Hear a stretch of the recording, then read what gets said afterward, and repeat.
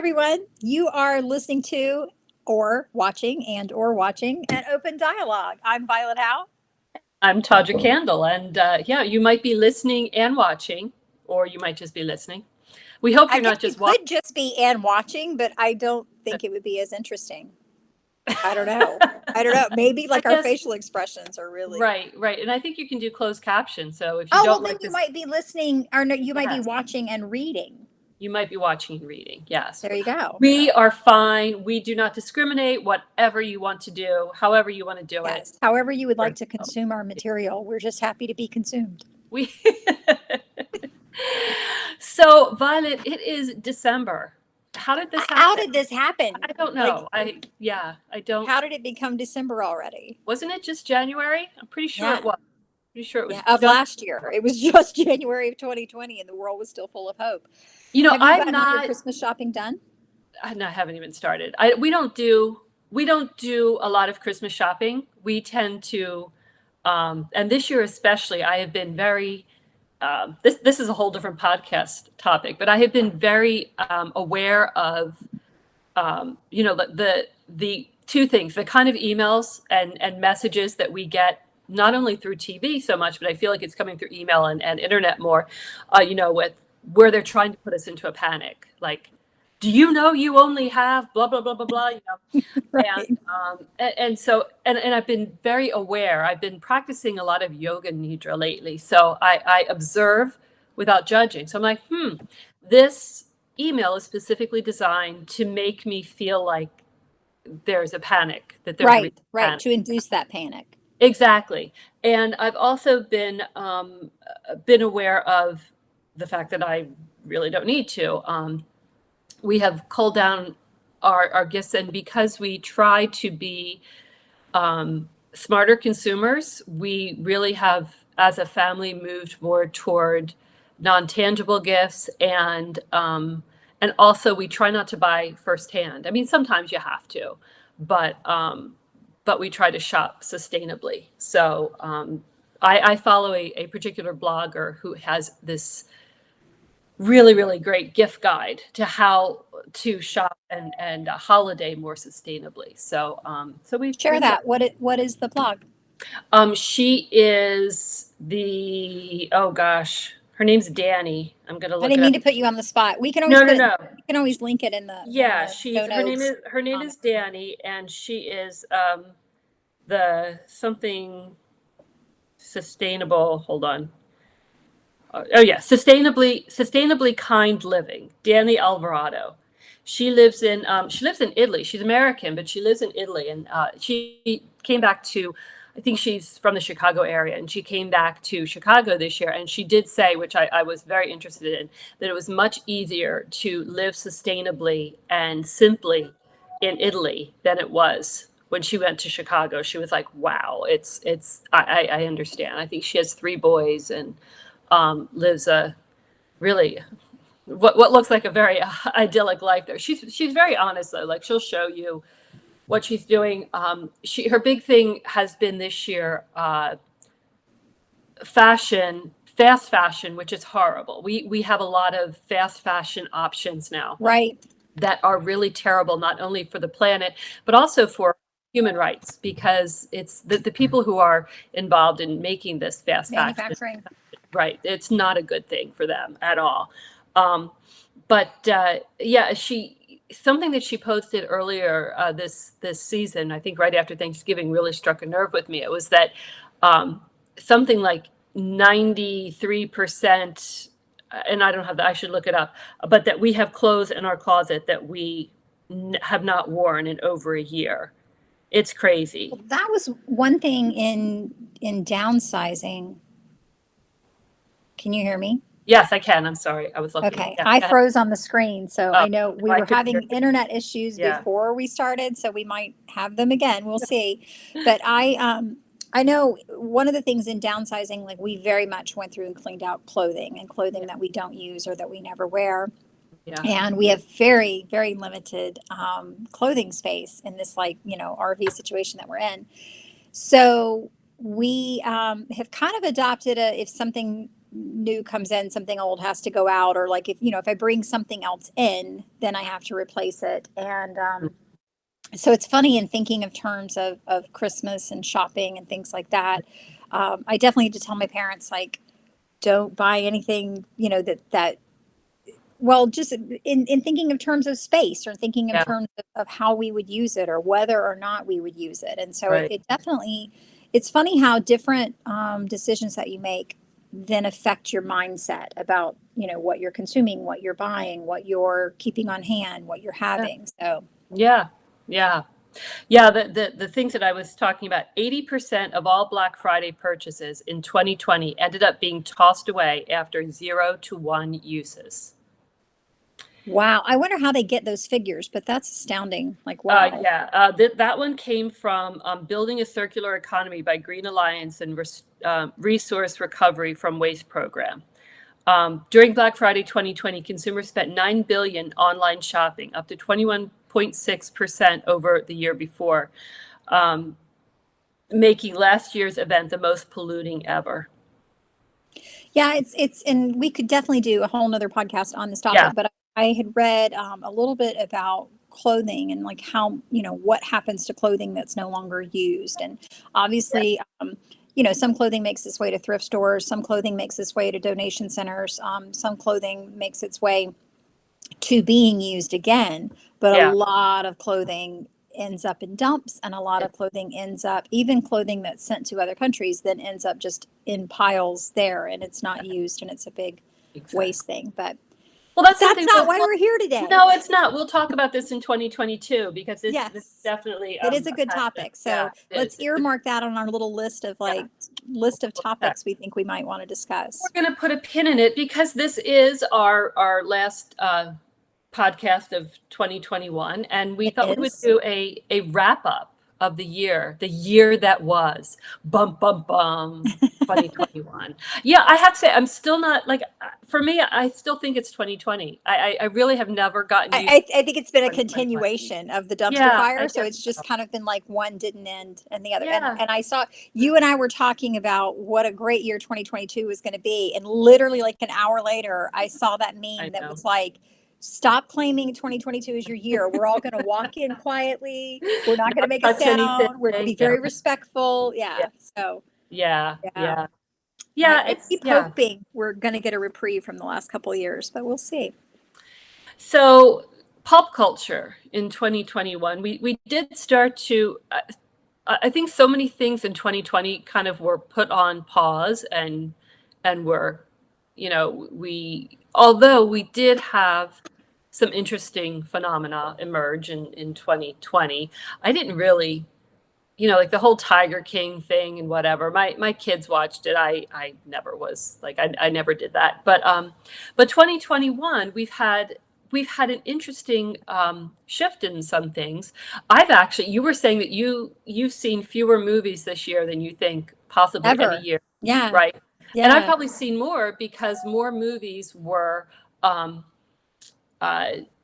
streamed. Yeah. And so I was able to see more things that generally, I think we went to the movies once. We'll go again this week, definitely, because Spider-Man's coming out.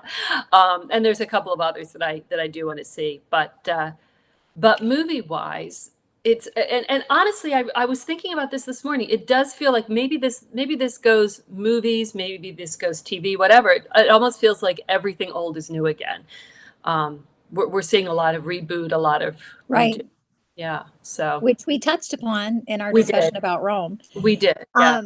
I think it's interesting to see how much of this will become our new normal. Right. There's been a huge controversy about the studios releasing to streaming at the same time that they're releasing in the box office, or releasing to streaming without releasing in the box office. I know a lot of people may have heard about Scarlett Johansson suing because Black Widow came out. According to how she understood her contract, it was going to come out box office for a certain amount of time and then go to Disney streaming. Disney made the decision to release it simultaneously. And I just think I do think there's still some hesitancy to go back into the theaters with COVID and with that situation. And it's going to be interesting to see how this all pans out and becomes normal with theaters attending movies at the theaters, with streaming being so popular, so many more people streaming now.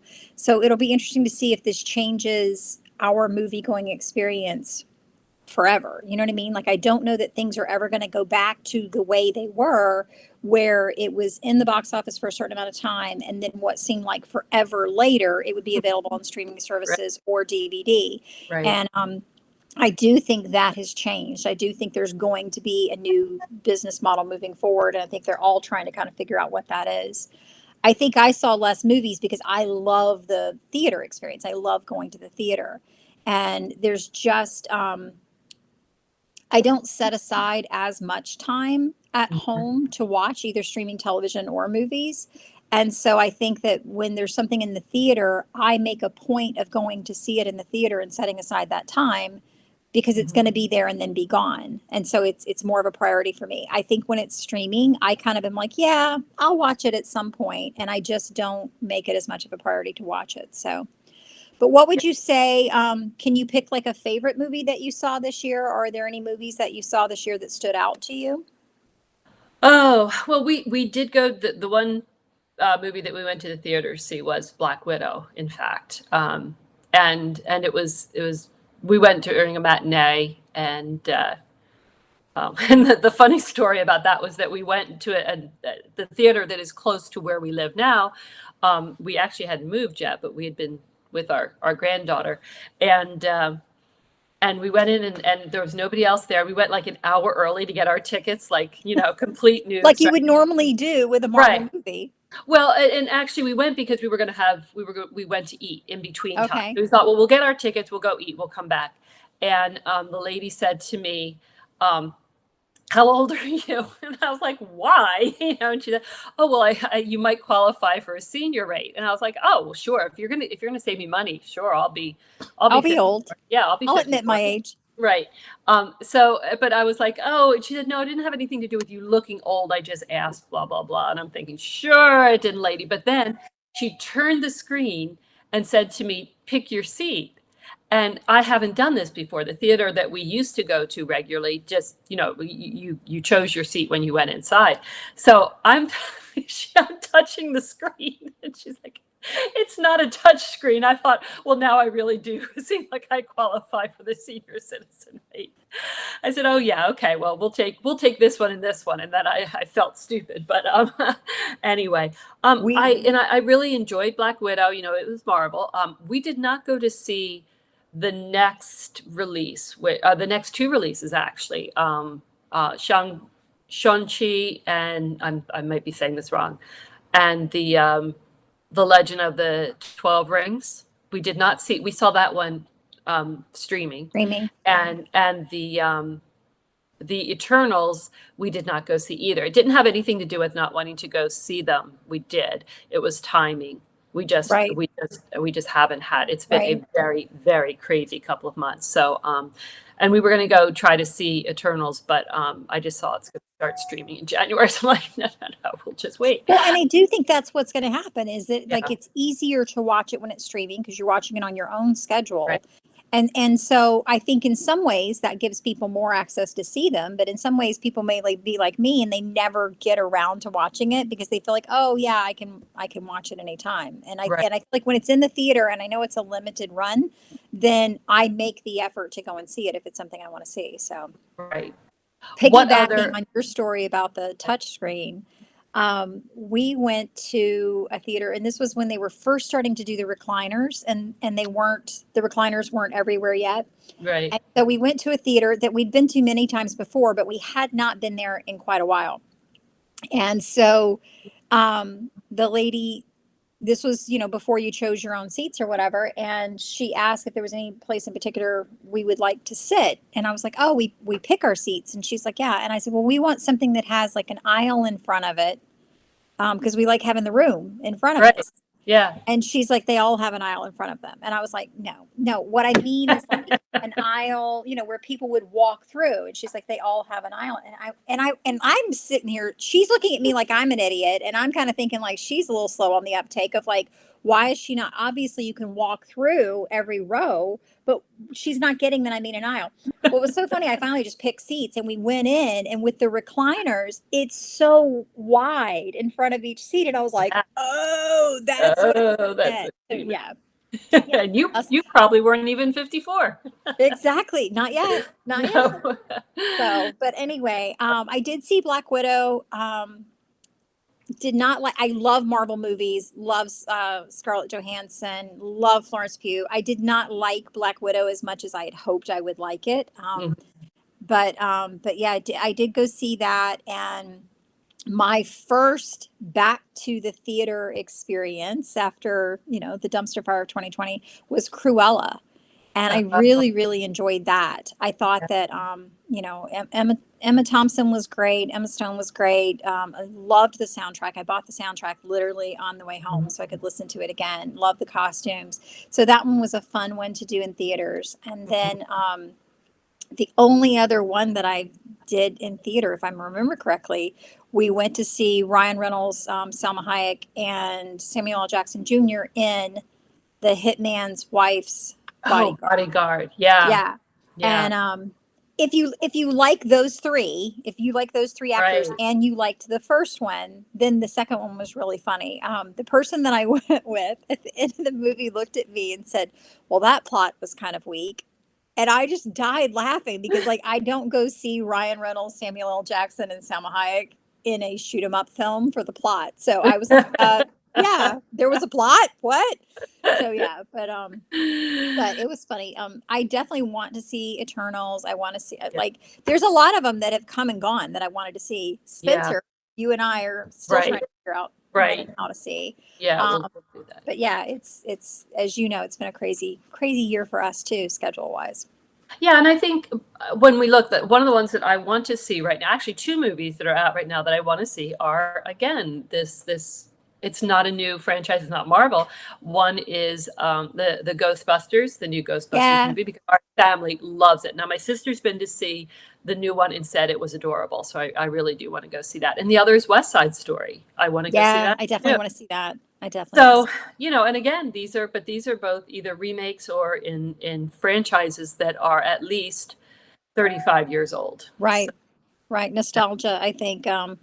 There's so much uncertainty that there's some comfort found in nostalgia and in the known. Right.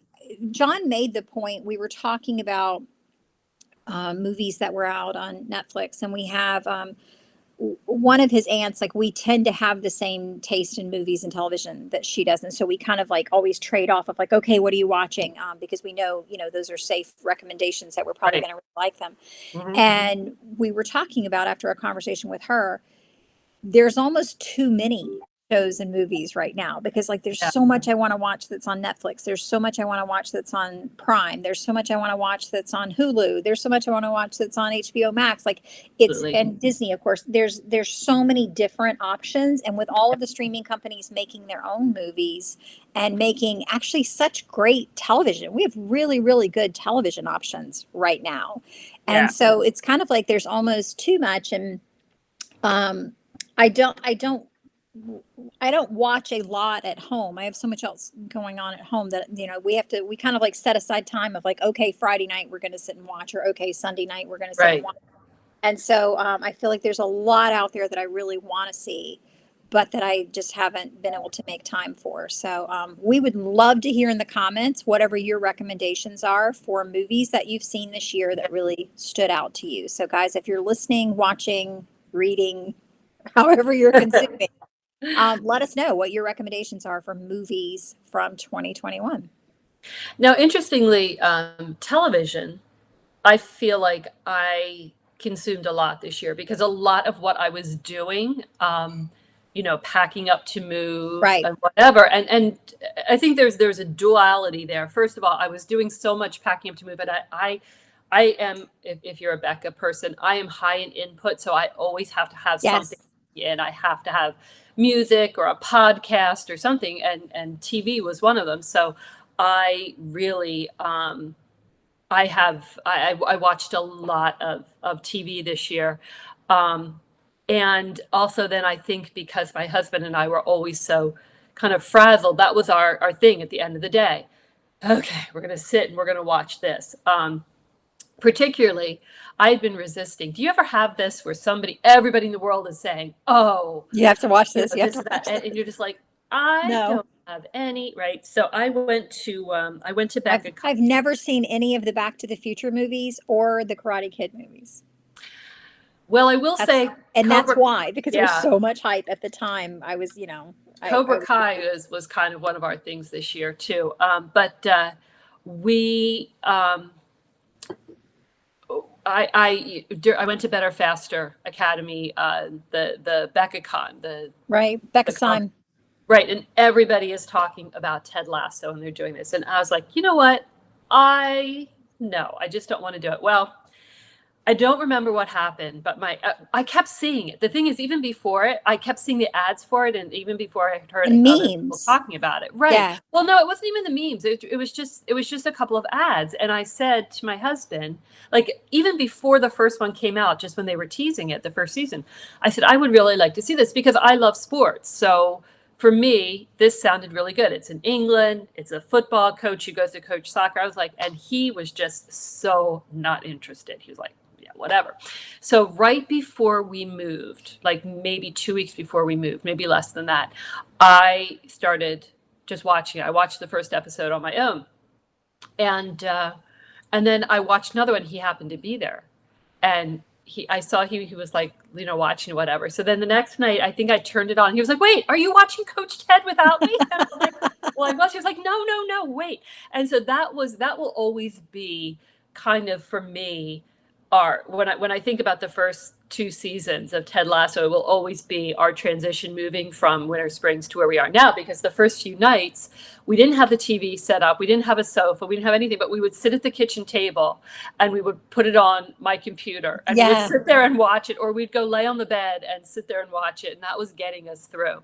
And we finally had got the TV set up and watched it. So Ted Lasso was definitely one that we loved. And are really excited about the next season. So, and I also then, after Ted Lasso was over, I got hooked on the morning show, which, Oh, I love the morning show. oh my God, Wow, what a roller coaster that love is. it, love it. Yes, What and a my roller sister was coaster. watching it at the same time, so we were like, "Did you see?" Friday would come and we'd be like, "Did I you?" I felt like well, I feel like Jennifer Aniston, that's probably one of my favorite roles I've ever seen her in. But with Jennifer Aniston, actually all three of them, Jennifer Aniston, Reese Witherspoon, and Steve Carell, I Mhm. felt like it was so different Yeah, than what they normally play that it was so refreshing to see them in like a yeah, totally different role and kind of see them flex their acting muscles in a different direction. And it was totally unexpected. Like I kind of knew, okay, it's loosely based on the Today Show, the Matt Lauer thing, like the Me Too movement. Like I kind of had some idea of where they were going. But it was such a roller coaster, like all the places that they took you and just all the emotions that you went through. That show has humor, it has heart-wrenching, it has queasy, it just has everything. Like I just right. felt like it was really very much a roller coaster. And I actually had a friend who I called and I was like, you have to come to my house and watch this show, because she didn't have Apple, and she ended up, after we watched 2 episodes, and she ended up just getting Apple because she wanted to finish it. But yeah, that was a really good show. Yeah, I feel like it's going to be one of those shows that in generations they'll look back and see, because it really is capturing an epic in time, Yeah. almost in real time. Because for me, one of the eeriest things is and this is not a spoiler, because it isn't. So as you said, it is encapsulating the Me Too movement and really what was going on in the late teens and into 2020, but. I believe it's the last episode of the first season or the first episode of the second season. It's New Year's Eve, and you're seeing the aftermath of Times Square. So it's 2019 going into 2020, and you see on the little crawler there, and it's saying something about a virus in Wuhan, and then you see somebody walk past and they sneeze, and it just gave me shivers because I Right. thought, oh my gosh. Right. And then they in that season they unwind, what it was like, Yeah. and you remember what it was like for you, because this just happened for us, Right. really. Right. So you're thinking, oh yeah, I remember the first time I heard it. I remember when people started to talk about it. I remember when it became real, when it became, more than just, oh, this country across Right. Right. across the ocean has it.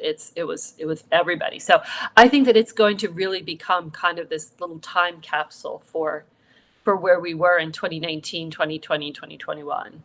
Yeah, because they kind of weave in, and there's been some. I know, like the Law and Order and some of those shows weave in headlines and weave in current events, That- and I think it was very, very well done the way the morning show did that. Um, we watched, and now, and I can't remember the name of it. It was is it Mosquito Coast? That's the name of it, I think. Okay. It was a book, and then Harrison Ford made the Oh movie, yeah. and Yeah. then Justin Theroux was in the series, and we watched that, and it's one of those where, like, we watched it and we're glued to it, but it's not something that at the end I would be like, oh my gosh, you have to watch this. Like, it was Right. almost like more disturbing than anything else. Just the Mhm. I didn't feel like there were any characters that I was rooting for. There were no characters that I was like, yes, you can do it. Like I didn't really care for the characters. So when you're watching the show and you're almost hoping that something happens to them, it's kind of like not good. But one show that we've been obsessed over this year is Yellowstone, I've and heard that. Yeah, I haven't it's seen. one of those that I'd heard a lot of hype about, and one of my friends called me who never ever watches televisions or movies. Like, she's very, very, um, very short attention span, and she never watches TV or movies. And she called me and was like, "Okay, I'm telling you that you have to watch this." And I was like, "Whoa, okay." Yeah. And we've really loved it. It's one of those shows, unfortunately, I'm just going to be honest, the first season was great, and then it's like one of those where you're waiting, you're chasing that high of the first season. I don't feel like Yeah. any of the other seasons have lived up to the first season, but it's still some really clever writing, gorgeous scenery. It's was filmed largely in Utah. This season's being filmed more in Montana, but gorgeous scenery, really interesting characters. There's a character in it named Beth who, her lines, I mean, she is the best villain. Oh my God. There's nothing she won't do. There's nothing she won't say. I've read interviews with the writer. The gentleman who writes it also did Sicario. He did Wind River. He did From Hell and High Water. So we really like his work. We've liked a lot of his movies and his shows. And he has said that she's the most fun character to write because there's literally nothing he can't have her do or say. And she has Hmm. no ambitions. She has no morality. She has no, black or white. Like, she's, and I saw an interview with the actress who said she enjoys it as much as the viewers do, because when she gets the script, she has no idea what her character is going to do or say. And so that's been fun. We've really enjoyed that show. And my mom and dad are watching it. One of my sons is watching it. The other son is like, Cowboys. But it's really good. It's a good drama, Are you going to watch the follow. prequel? Are you going to watch the what is I it? was 18, very excited about the 1883. I was very excited about 1883. the prequel. It Yeah. has Tim McGraw, who I love, either And singing, Sam acting, Elliott. or just looking at him. It has Sam Elliott. It has Billy Bob Thornton. It has Faith Hill. It has I guess Tom Hanks is going to be doing a guest spot. Like, so Ooh. it has a great cast. Yeah. The challenge is they have hyped it so much during Yeah. Yellowstone, so many previews and so many snippets and so many things that I'm sick of it. Like, it hasn't come Um, out yet and I'm already sick of it. So I'm sure I think it comes out on December 19th. mhm. And I'm sure we'll probably watch it because you know me, I don't want to be left out of anything. So I want to know what's going on. But yeah, they have overhyped it. And I hate when they do that, and you're already sick of sick of something before it gets here. So. Well, we did a lot of British TV too this year because what usually happens is that we'll watch a show, we'll watch a whole season if we could watch whole seasons. We'll binge it, because as my husband says, we really don't like to have to like meet new people and get to know new things. So when I am away, so I was away for a little over a week at NINC, and then I was away. Were you at NINC? I was. You might remember me washing dishes. Oh yes, that's right. And then I was away for about 5 days, 6 days when I went to a virtual conference that I went away to consume. And so whenever I'm away, he can't watch the things that we watch together. So then he will like venture out and find other things. So one show that he found that we really liked was called Unforgotten, and it's a British drama about and each season is a different crime. It's a police. Oh, nice. It's a police drama. I have to add this to my list. Yeah, Unforgotten. There's 3 seasons. No, 4 seasons. Sorry. Yeah, 4 seasons.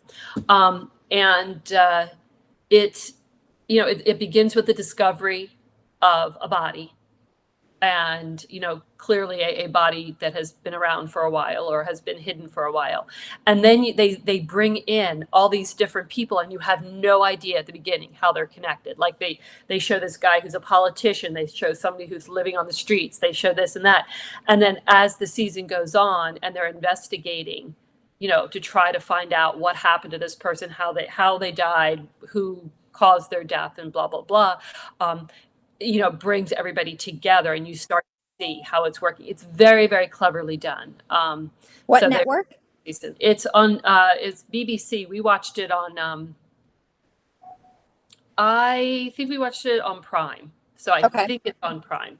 I'm not positive about that, but it's called Unforgotten, and it's really very good. The acting is good, the writing is good. It's just overall a well done piece of writing. We also started watching. I actually started watching the U.S. version of the sitcom Ghosts, which I was like, again, I just turned it on by myself because I was in the middle of doing something, and it was so cute that I ended up watching the first 3 episodes. And then while I was away, my husband and my daughter went back and watched the first episode of the UK version, and my husband and I got hooked on that because, again, there were 3 seasons of that on the UK, and I think they've just been renewed for the 4th. So the UK version is a little different, and I like the US version, but it's so new, it's hard to see where it's going. But Right. The UK version, very, very well done. It's just the idea, it's a sitcom, so you're like, oh, really, how deep can this be? But the idea is that this young couple moves into the house that the wife has inherited, and it's in horrible condition.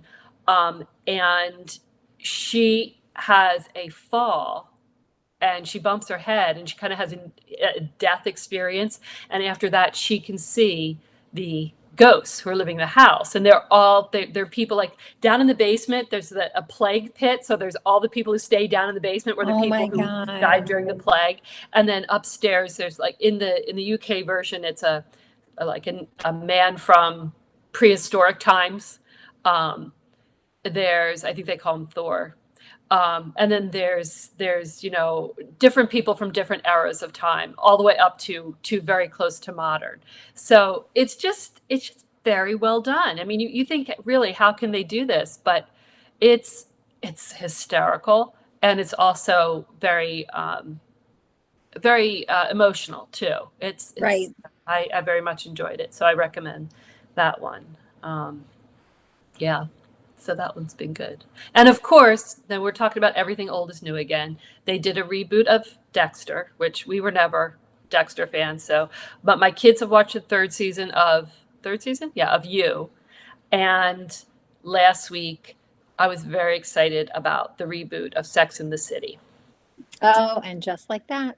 Just like that. So I'm not going to have any spoilers, but I, for one, was very happy with the reboot. I mean, I was not surprised by anything that happened. I was really gratified by certain decisions that the writers made.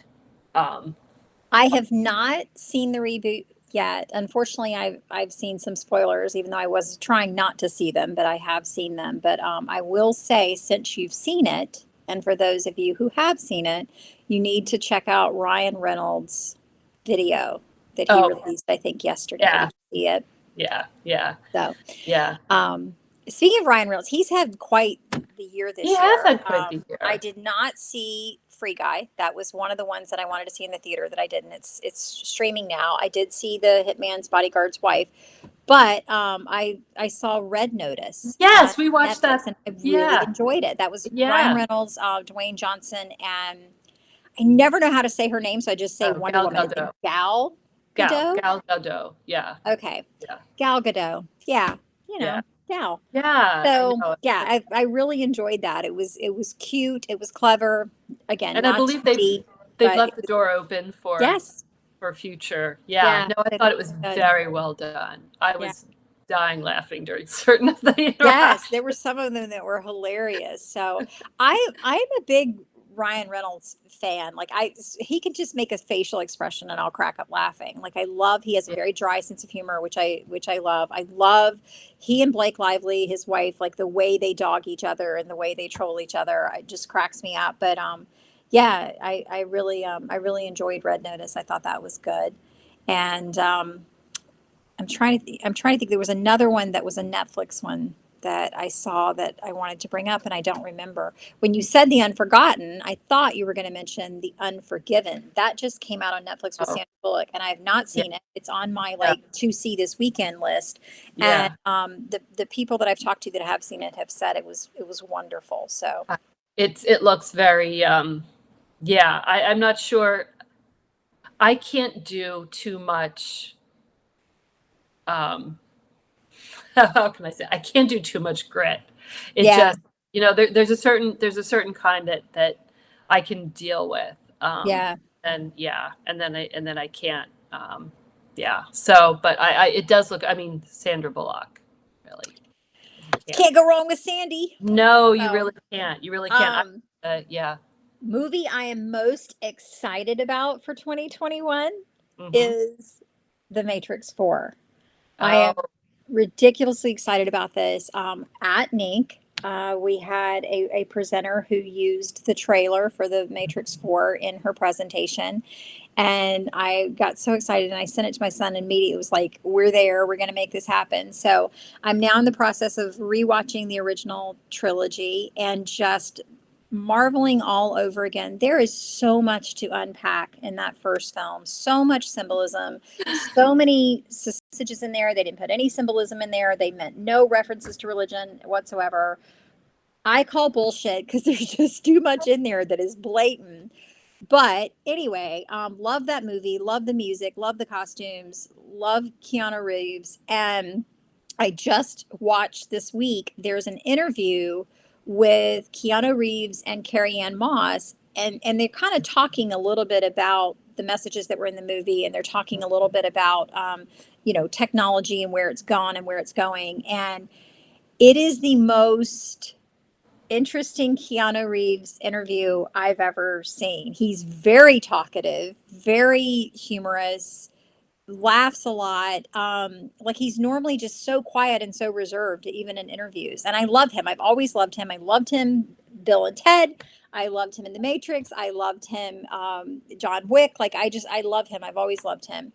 And I think it's hilarious that he and Winona Ryder may actually be married based on a movie role that they did where an actual priest performed the ceremony. But anyway, I would encourage you to watch the interview. It's with somebody named Heath, and I'll find it and like post it in the comments because it's a really cool interview if you like him. So well, I think at some point in the past we rented The Matrix or whatever. I have a feeling that Clint's seen it, and I probably slept through most of them. So the other day I was like, "Hey, they're all on. I don't know. They're either on Apple TV or Paramount. We they're could on Hulu right now. Okay, well, I don't think I watched them on Hulu though, because I watched Okay. them on something else. So, yeah, so I turned on the first one and I watched it as I was decorating for Christmas, as one does, you know.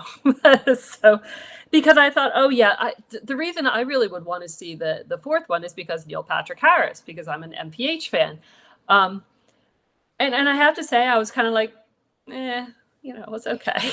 And isn't that funny? Like, but I love that. I love that there are, like, there's so many things you and I have in common, Yeah, but then there are some things that, like, you watch and are just like, oh my gosh. yeah, And I'm like, And then there's yeah, some, vice versa. yeah, Or even with books, like, there's some people that I tend to have the same book taste as right, they do.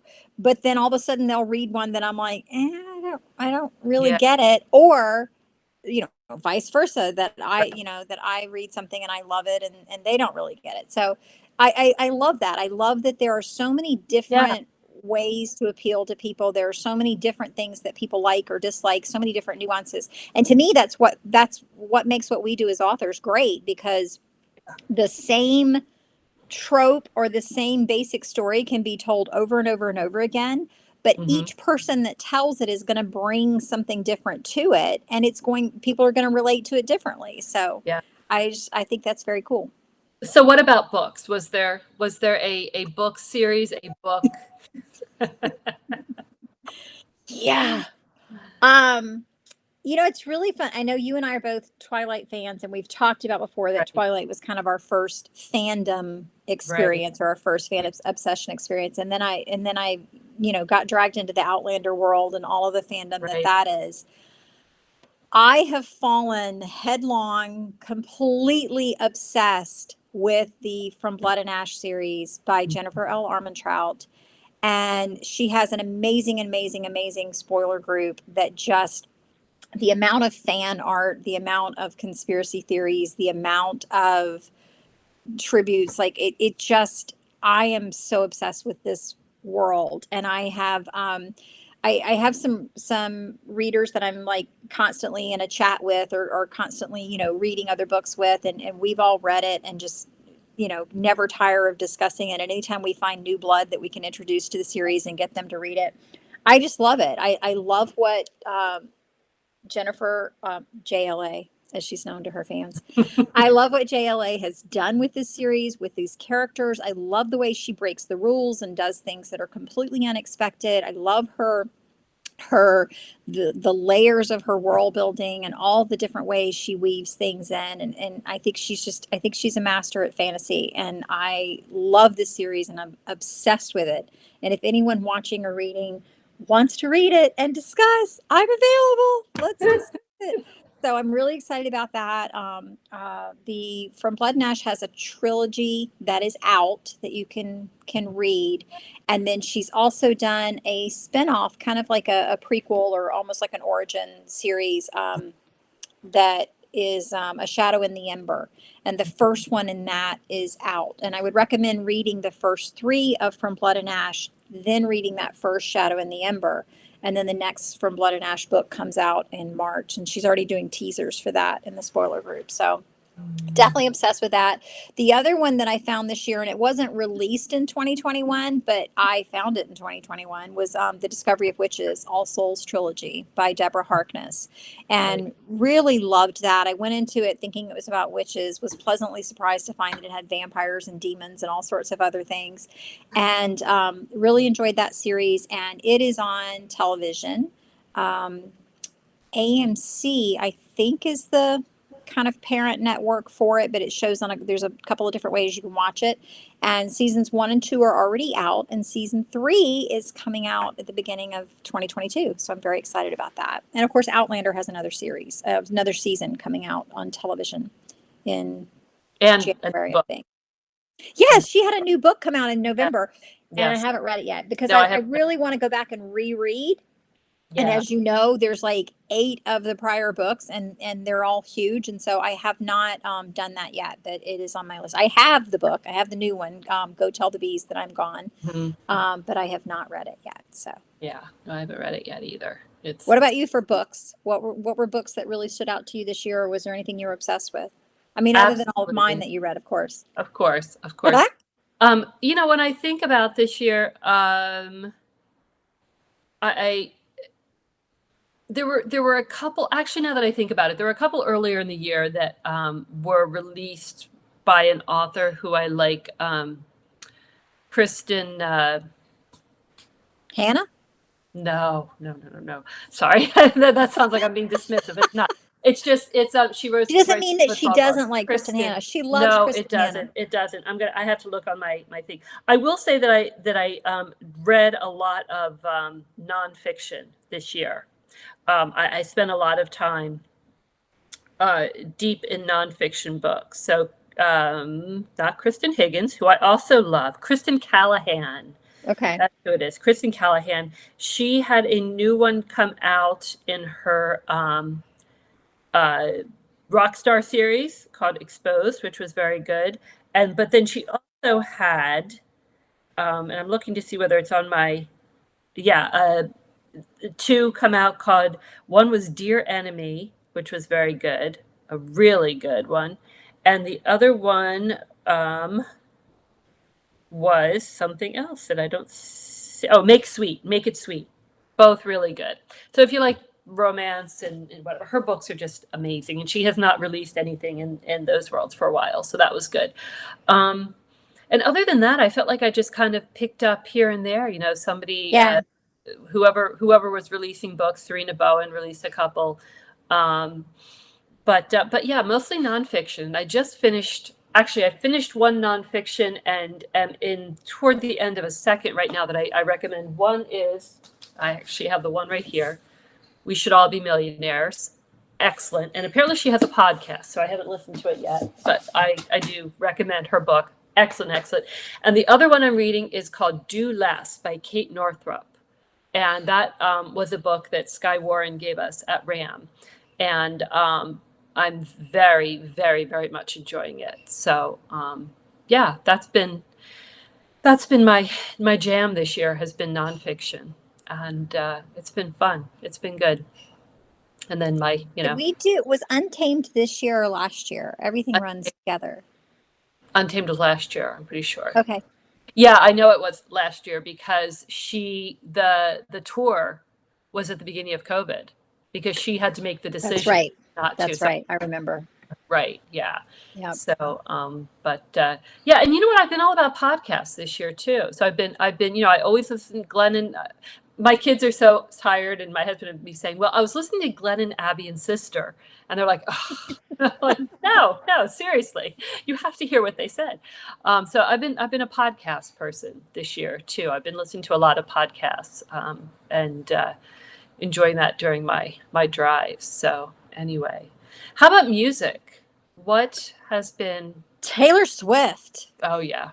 I've always been a Taylor fan, always, through all of her little incarnations and all the different Right. styles of music and the way she moves about with it. I've always thought she's a songwriting genius. And I liked Red. I actually went to see her in concert during the Red tour. Enjoyed the songs on Red, but this re-release of Red, for whatever reason, has just really hit me. I've been listening to it nonstop, and I think it's like the ultimate flipping the finger to Scooter Braun and the way that whole thing went down, but also to the guy. We won't name him because bless his heart, he's really been raked through the coals this past couple months with her with having Red re-released. But I just think, like, to take those songs that she'd already done and redo them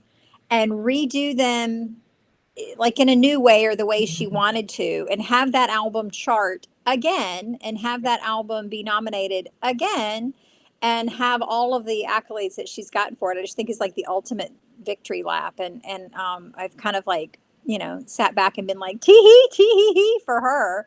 And a friend of mine was like, I think it's horrible that she writes about these guys. And it's like, you know what? If you don't want somebody to write a song about you, one, don't date somebody who's a very famous songwriter. And two, don't treat her like shit when you date her. Like, that's just kind of like, if you date somebody who writes songs about the people that they dated, then you treat them well when you date them. So I don't feel sorry for anyone who, and she doesn't name names. I mean, it definitely, her Swifties, I definitely think they figure out things.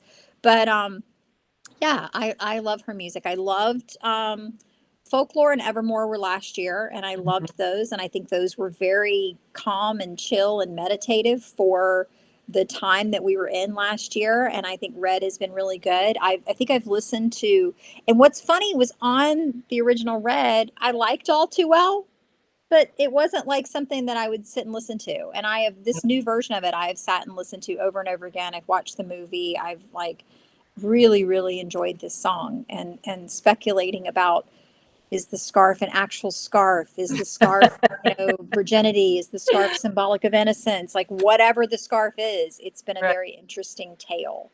So definitely Taylor Swift. Chris Stapleton. We bought tickets to see Chris Stapleton in concert last year. And he was one of the like 8 or 9 concerts that we had tickets for that got postponed. And I knew a couple of his songs. I liked a couple of his songs, and he was a very talented songwriter and musician. But I wasn't like a huge Chris Stapleton fan. Mm-hmm. But as you know, I'm more than willing to go to a concert and listen because I just enjoy music. And the concert came around, and the night of the concert, my husband and I were both like, I'm so tired. Like, should we just not even go? But we were meeting other people there. Mm-hmm. So we're like, all right, we'll go. Maybe we'll leave early. It was the best freaking concert. Like I think I only knew 3 of the songs, and they played for like 2, maybe 2.5 hours. And I thoroughly enjoyed every single song that was played. Even though I didn't know the song, the music was so good. The lyrics were so good. The performance was so good that I really, really enjoyed the concert. Ended up downloading, a couple of his albums when I got home. So I've been listening to a lot of Chris Stapleton. And Manchester Orchestra, I had no idea who they were. You and I've discussed this before, that my husband bought tickets and was like, hey, I bought tickets for us to go see Manchester Orchestra. And I was thinking like, I don't know if I was thinking Trans-Siberian Orchestra or what I was thinking, but I was like, oh great, this is going to be one of his like 70s bands, and I'm not going to know the music, but okay, I'll go. And a few nights later, he was playing. We always have music playing in the background. He was playing music, and I was like, "Oh my gosh, I really like this song." And he's like, "It's Manchester Orchestra." I'm like, "You're kidding!" And he's like, "No." And then like another song comes, I'm like, "I really like this song." He's like, "It's Manchester Orchestra." So come to find out, I really, really, really like that band. Just didn't realize that was who I liked. So they've been big on my radar and on my playlist this year. And Dua Lipa. Really have enjoyed Dua Lipa. I love her duet with Elton John. I think that was very clever of Elton John to kind of reinvent himself for the young folk that way. Yeah. And I loved her song Levitating. And I actually just read an article about it that Billboard named it the top song of 2021, even though it never made it to number 1. But it was based on the number of weeks that it was on the charts consistently. And she had done kind of like how they'll do versions of the song with different people? Like Old Town Road, I think he did with like 20 different people. Well, she did a version of the song with DaBaby, and then DaBaby had a little bit of controversy. And so at the time, it was riding really high on the charts. And then he kind of like, crapped the bed. And they had kind of DJs started pulling his version and playing her version instead. And so all of a sudden her version, which had been the original version and didn't really score that high on the charts, her version took off. And so I was kind of like, good for her. Cause that would be kind of devastating if you'd done a song with somebody and it was charting really well, and then they do something completely crazy and you have to kind of disavow them and step away from them. So don't be doing anything like that where I have to like disavow you and step away. I'll do But my anyway, so yeah, I would say that's Taylor Swift, Chris Stapleton, Manchester Orchestra, and Dua Lipa are my top music plays of the year. Well, I saw Taylor Swift way back. I mean, I've seen her several times, but the first time we saw her, nobody had heard of her. She was one of the little singers at Stagecoach in 2008, and we'd gone to see the Judds because the Judds were singing there, and my daughter is a huge Judds fan, so am I. And so we went to go see the Judds, and I actually brought 2 friends. We drove across the country. I flew a friend from Georgia in to see, and then one of my friends from California came, and we all saw. And my friend from Georgia was like, I like that little gal. I like that little gal. And she became this huge Taylor Swift fan, and I like Taylor. And I always said that Taylor, I like her music, but she and Brad Paisley were probably the best showmen. Like the shows were actually good. Whereas we Right. also saw Carrie Underwood at Stagecoach that year, and Carrie Underwood her voice was beautiful. Her voice was better than Taylor Swift's, much, but she did not talk between sets. I don't know whether she was nervous. I don't know. She was still fairly new then too. She was just very much, I'm here, I'm singing my songs, and then I'm leaving. Whereas Taylor was interacting with people, and Brad Paisley does the same thing, and Tim McGraw, a bunch of them do. But it was very interesting to see the difference between. I think it's where I really started to understand the difference between an entertainer and a Yeah. singer.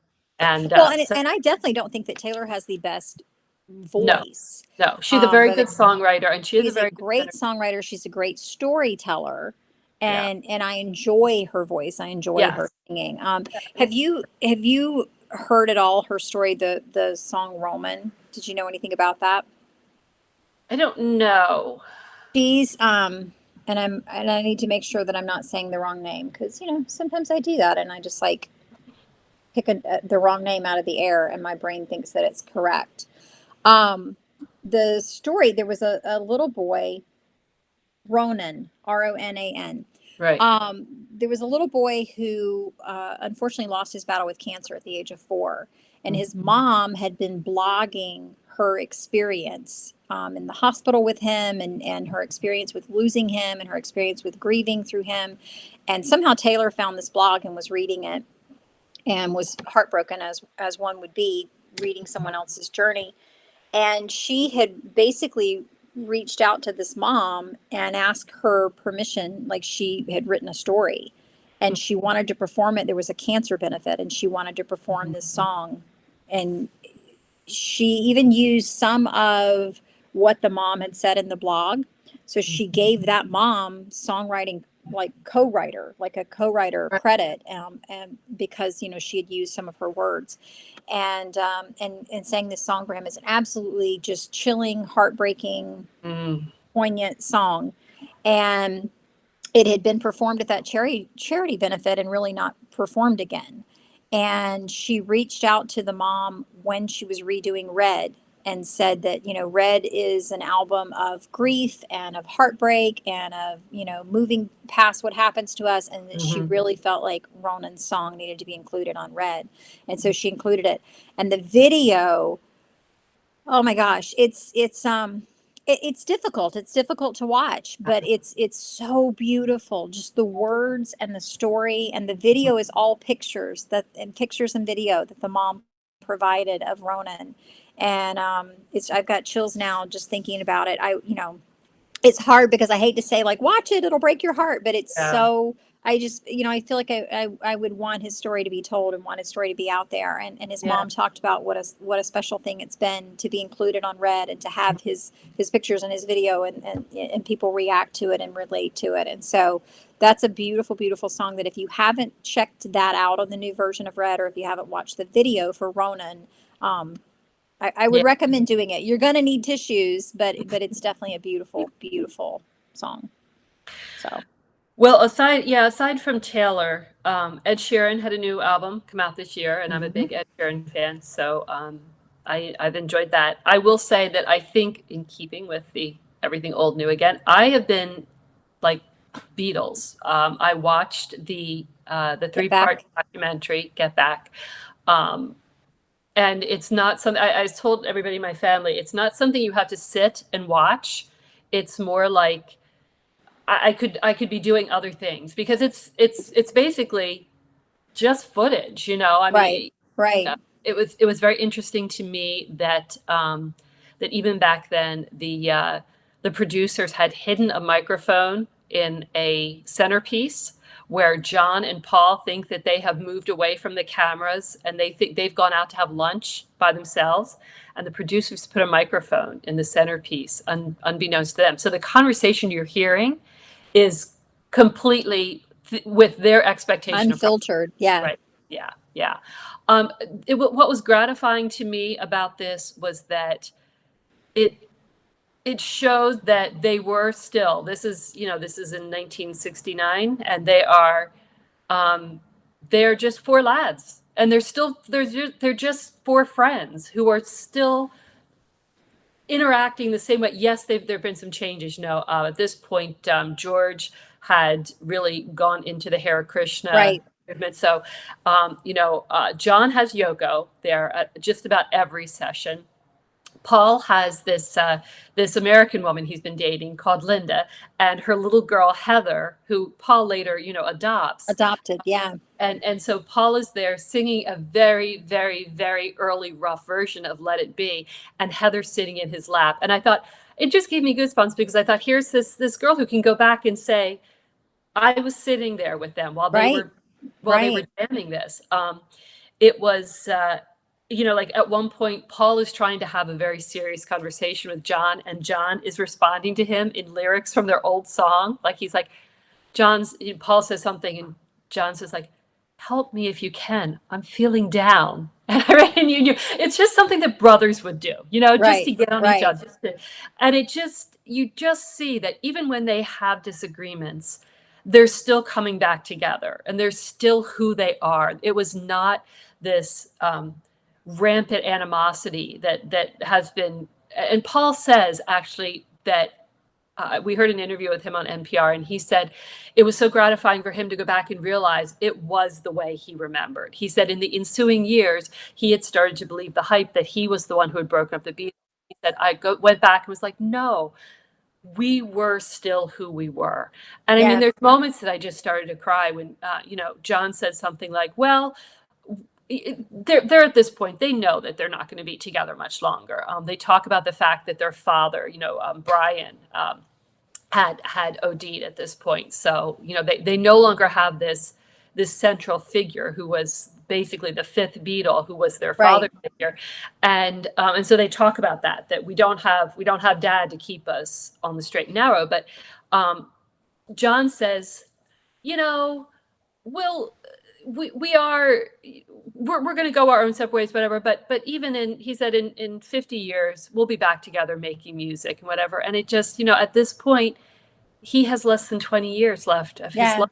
And I just wanted to cry. No way of knowing that. Yeah. No way of knowing it. And Paul even said, I wish I knew. He said, I talked to him a few weeks before he died, and we left everything was good, and everything was good. But he said, if I had known how short our time was going to be. But that's for all of us. Oh, without a doubt.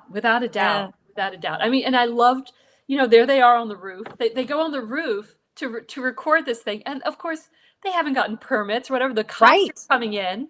The cops are coming in and saying, what is going on? And they're trying to stall the cops. And that was the last live performance of the Beatles ever. It was an incredibly well done, well crafted. So, hello, Dexter. Dexter hears something, either that or he's, speaking about the Beatles. Cameo from Dexter. Anyway, so I think we have. Is there anything we have left out of our 2021 wrap up? I can't. So we would love to hear from you guys, though. So let us know. Let us know what books, movies, television did you partake of this year that really stands out to you? What would you recommend?